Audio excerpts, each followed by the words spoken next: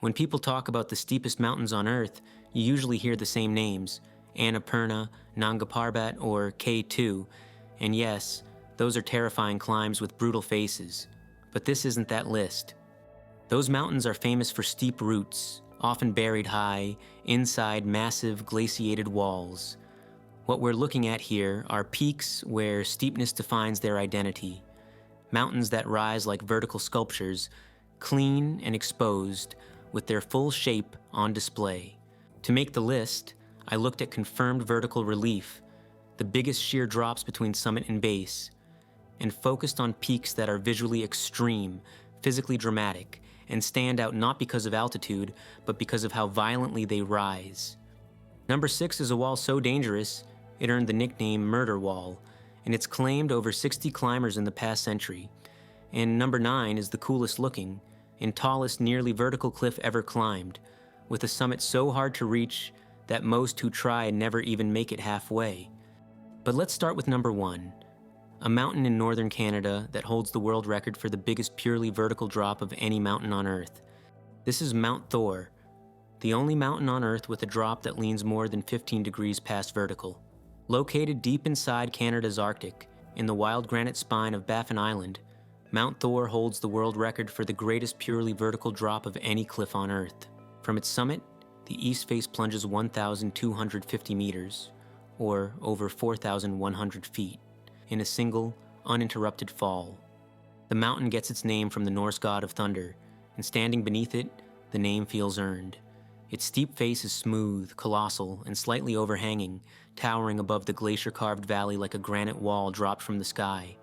The first ascent of Mount Thor came in 1965 by a Canadian team led by Donald Morton and Lyman Spitzer. But that was via the backside. The vertical face remained untouched for 20 more years. It wasn't until 1985 that a 4-man American team finally completed the first climb of the east face, a grueling expedition that kept them on the wall for 33 days, fixing ropes, hauling gear, and enduring full Arctic exposure the entire time. Thor sits inside Ulamertorsuaq National Park, hundreds of kilometers from the nearest road. To even begin the approach, you have to hike for days through glacial terrain, deep snow, and rivers that can swell unpredictably with meltwater. Despite its remoteness, the face has attracted base jumpers too. In 2006, one of the first legal base jumps was recorded here, after a multi-week effort to get climbers and gear into position. They stepped off the summit and dropped into a 4,000-foot freefall. For non-climbers, Mount Thor still delivers. Even from the base, the verticality is so absolute it distorts your sense of scale. It looks impossible, like it shouldn't be standing. From this record-breaking wall of Arctic granite, we head east across the Greenland Sea, to a vertical blade of rock so sheer it's often compared to a granite shark fin. Its name is almost unpronounceable, and yet it's home to one of the most difficult big wall climbs in the world. Hidden deep within Greenland's icy fjords is one of the most striking granite faces in the world, Ulamertorsuaq. At 1,858 meters tall, or just over 6,000 feet, this remote peak rises out of the Tasermiet Fjord like a vertical dagger. The west face, its most iconic wall, drops nearly 1,100 meters in a single stretch of continuous nearly vertical granite. For climbers, it's considered Greenland's premier big wall, and one of the steepest, most sustained vertical climbs in the northern hemisphere. Locally, it's sometimes called the Greenlandic El Capitan, but in truth, it's more remote, colder, and less forgiving. The mountain gained international climbing attention in the 1990s, when top alpinists began establishing serious routes. Some of the hardest include War and Poetry, a 27-pitch nightmare of overhangs and tiny crimps, and Moby Dick, which runs the full vertical length of the west face, 1,100 meters of exposed granite with almost no ledges to rest. Despite its obscurity, Ulamertorsuaq has quietly become a proving ground for elite big wall climbers, but it's still a mystery to most of the world. Rarely photographed, rarely discussed, and rarely climbed. Its name translates loosely to the Big Round One, and standing beneath it, that feels like an understatement. We stay within the Arctic Circle for the next one, but move west, back to Canada, where an even more remote spire remained unclimbed until the 1990s, simply because nobody believed it could be done. In the remote wilderness of Canada's Baffin Island, hidden deep inside Samford Fjord, stands one of the most dramatic and least accessible vertical faces on Earth, Polar Sun Spire. Rising 1,520 meters, or just under 5,000 feet, this isolated granite spire cuts straight up from the Arctic shoreline. The north face alone drops nearly 1,000 meters. That's more than 3,200 feet of clean, uninterrupted vertical rock. Polar Sun Spire is an epic big wall in one of the most inaccessible corners of the globe. It earned fame after being described as perhaps the largest vertical headwall on Earth, a phrase climbers don't use lightly. The first successful ascent came in 1996, when Mark Sinnott, Jeff Chapman, and Warren Hollinger established a 34-pitch line called The Great and Secret Show. It took them 39 days on the wall, sleeping in portalages, hauling food and gear, battling snow and storm systems. They resorted to rationing and extreme perseverance to top out after over a month on the wall. This climb has become almost mythic in big wall lore. Climbing Magazine once dubbed it the biggest big wall, not in raw elevation, but in scale, commitment, and difficulty. The isolation is part of the legend. Getting there involves flying to the Inuit hamlet of Clyde River, then traveling hundreds of kilometers across frozen terrain or icy fjords to reach the base. Once you're in, there's no turning back, no evac routes, no rescue options. The wall is so sheer and overhanging that it's even attracted base jumpers who have successfully leapt from near the summit, one of the few big walls on Earth where that's even possible.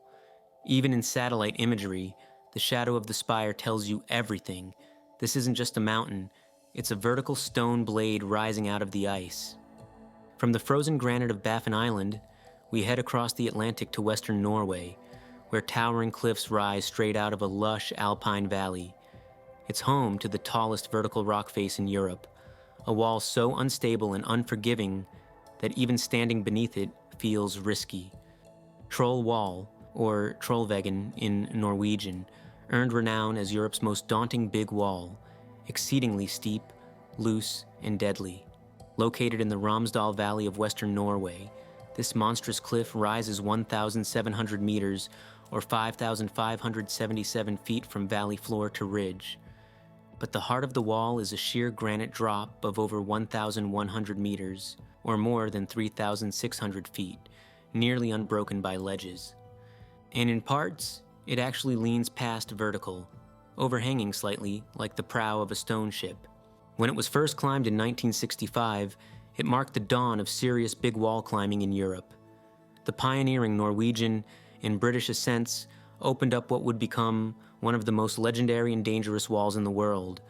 Loose rock, constant erosion, and extreme exposure mean conditions can change between seasons or days. In the 1980s, Troll Wall became a mecca for base jumping, thanks to its massive overhang and clean vertical lines. But after a series of fatal jumps and high-profile rescues, the practice was banned in 1986 and remains illegal today. The wall's deadly reputation is real. Many climbers have been killed attempting to scale it, or even just standing beneath it. Rockfall warnings are permanent, and Norway's alpine rescue teams have been called here more than almost any other climbing site in the country. Access is relatively easy. The wall is visible from the Trollveggen Visitor Center, and climbers begin from nearby roads and hiking trails. But reaching the summit safely is a different story. With unpredictable weather, poor rock quality, and nowhere to hide once you're on the face. From the loose brutality of Norway's cliffs, we move into the heart of the Alps, to a mountain so iconic it looks like a logo. But behind the postcard view lies one of the most treacherous north faces ever climbed, and the birthplace of modern extreme alpinism. The Matterhorn is arguably the most recognized mountain on Earth. Its near-symmetric shape is so famous it inspired the Toblerone logo. But turn to its north face, and you're looking at something else entirely, a sheer alpine wall that helped define extreme mountaineering in the 20th century. The north face rises about 1,200 meters, or nearly 4,000 feet from base to summit. It's one of the legendary 6 great north faces of the Alps, feared for its extreme conditions and fatal history. While the Matterhorn's summit was first reached in 1865, the north face wasn't successfully climbed until 1931, because no one wanted to touch it. The Matterhorn as a whole is one of the deadliest peaks with over 500 deaths since 1865 on all routes, and the North Face contributes to that toll whenever things go wrong. But there are also incredible survival stories. For instance, in 1966, 4 climbers were stranded on the North Face during a storm for 5 days. 3 were rescued in what was, at the time, one of the highest helicopter rescues ever. Avalanches are a constant threat. In one gruesome discovery, the body of a climber lost in the 1980s was finally revealed at the foot of the face 34 years later, perfectly preserved in ice. Even today, local guides often refuse to lead clients up this face when conditions shift because the risks aren't hypothetical. They're historical and very real. From one of the Alps' most iconic silhouettes to one of its darkest legends, the next face became infamous not just for its difficulty, but for the number of lives it claimed in the early days of climbing. For decades, it was considered suicide to even attempt it. The Eiger North Face, or Nordwand, is the stuff of mountaineering nightmares. Towering nearly 1,800 meters, or about 5,900 feet above the valley floor, it's the tallest North Face in the Alps and one of the most feared climbs in the world. But what makes the Eiger truly infamous isn't just its scale, it's the legacy of tragedy that earned it the nickname Mordwand, or Murder Wall. In the 1930s, the race to conquer the Eiger's North Face was front-page news. Teams of climbers from Germany and Austria pushed into unknown terrain, using primitive gear and little margin for error. The rock was brittle, the weather unpredictable, and retreat almost impossible once committed. Many of those early attempts ended in disaster, bodies visible through binoculars from the valley below as rescue teams watched helplessly. The breakthrough came in 1938 when an Austrian-German team, Anderl Heckmayer, Ludwig Ferg, Heinrich Harrer, and Fritz Kasparek, finally made the first successful ascent after a multi-day epic climb. Their route became the standard line, but even today, it's anything but safe. Avalanches, sudden storms, falling rock, and ice, the Eiger's North Face throws everything at climbers. Rescue operations here are some of the most complex in Europe, often involving helicopters, cable systems, and extreme risk. By the 1960s, climbers had started to push winter ascents, solo climbs, and speed records, and the toll kept rising. As of today, over 65 climbers have died attempting the face. Some have vanished into its crevasses and couloirs, never found. Yet despite its deadly history, the Eiger also became a proving ground. The North Face route has been climbed in under 2 hours by elite alpinists like Uli Steck, showcasing just how far gear and technique have come.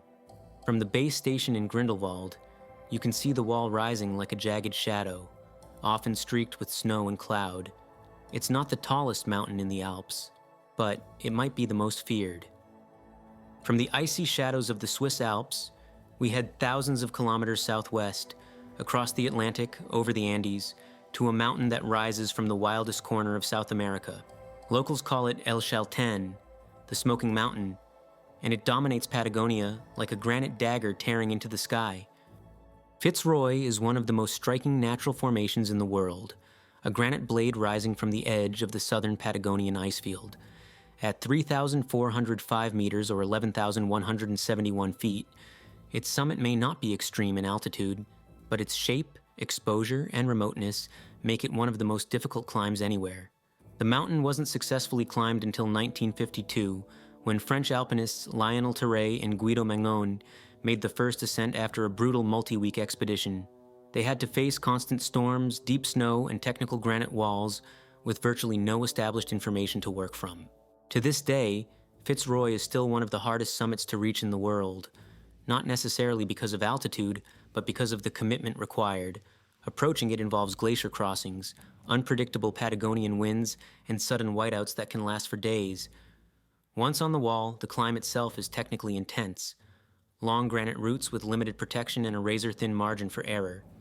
Its most famous line, the Supercanaleta, is a nearly 1,600-meter ice and rock couloir, a demanding mixed climb that remains one of the most coveted alpine challenges on Earth. Even elite climbers struggle here. Many expeditions retreat without ever setting foot on the upper wall. For climbers, Fitz Roy represents the purest form of alpinism. steep, exposed, remote, and beautiful in the most intimidating way possible. But even in this wild corner of Patagonia, Fitz Roy isn't the final word on difficulty. Just 30 kilometers to the south stands another spire, sharper, steeper, and shrouded in even more mystery. Wrapped in ice, battered by wind, and once dismissed as unclimbable, it's a peak that sparked decades of controversy and obsession. Cerro Torre is a mountain that almost doesn't look real. At 3,128 meters, or about 10,262 feet, it rises like a granite needle straight from the ice fields of Patagonia, sheathed in rime and sculpted by the most brutal winds in the southern hemisphere. The climb itself is a nightmare of overhanging rock coated in frozen armor.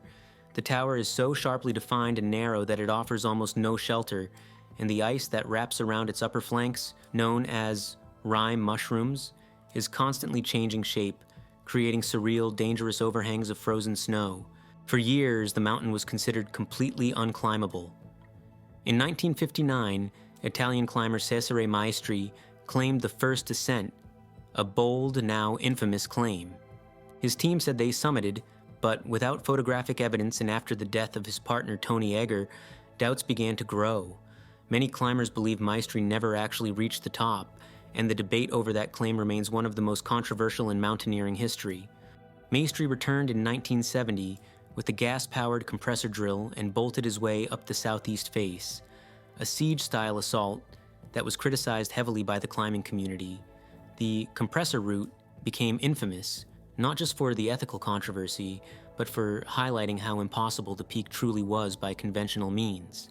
A proper bolt-free ascent wasn't completed until 2012, when David Lama, after years of attempts, finally made a clean climb of the southeast ridge, proving that Cerro Torre could be climbed with pure alpine style. But even today, the summit is rarely reached. The Patagonian weather is relentless, with hurricane-force winds and constant storms that roll in without warning. Then comes the technical ice climbing, the rime mushrooms, and the final summit push, one of the most difficult in the world. Cerro Torre is often called the most beautiful spire on Earth. But it's not alone. Thousands of kilometers away in Pakistan's Karakoram, a different kind of monster looms. Great Trango Tower. Less famous, but much taller. If Cerro Torre is the wild dream of an ice sculptor, Trango is a sheer slab of impossible geometry, home to the tallest vertical rock wall on the planet. Standing 6,286 meters, or 20,623 feet above sea level, Great Trango Tower is not just about verticality, it's about altitude. That's what makes it especially brutal. It's not enough to be a world-class big wall climber. You also have to deal with thin air, freezing temperatures, and unpredictable Karakoram weather. Great Trango Tower is the most colossal vertical wall ever climbed. From summit to base, the east face plunges a mind-bending 1,340 meters, or 4,396 feet, of nearly unbroken vertical granite. This is the world's tallest nearly vertical rock face, in a place where the terrain doesn't just feel steep, it looks impossible.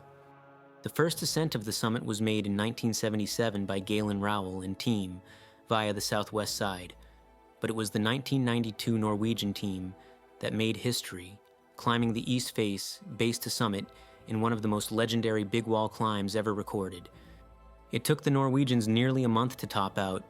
They battled altitude sickness, falling rock, frostbite, and exhaustion. Their climb was long, exposed, and dangerous, and when they finally reached the summit, they were completely out of food and water. Climbers today still talk about Great Trango with awe. The vertical wall is so massive that it's been compared to stacking 2 Yosemite El Capitans on top of Mont Blanc. And even that doesn't quite capture the scale. Add to that extreme altitude and lack of oxygen. Some of the hardest alpine walls in the world are measured in hundreds of meters. This one breaks 1,300. There have been tragic attempts too. In 1995, 2 Korean climbers died during a storm after reaching the top. In 1999, Slovenian climber Tomáš Humar had to be helicoptered off the face after being trapped for days in bad weather. Even today, climbers attempting new routes often report spending 15 to 20 days on the wall, hauling everything up behind them. As brutal as it is beautiful, Great Trango Tower sits deep in the Karakoram Range, and just getting to its base is a multi-day hike through ice and moraine. And when you finally stand below it, the idea of climbing straight up that wall seems absurd. But people try, and a few, very few, have made it.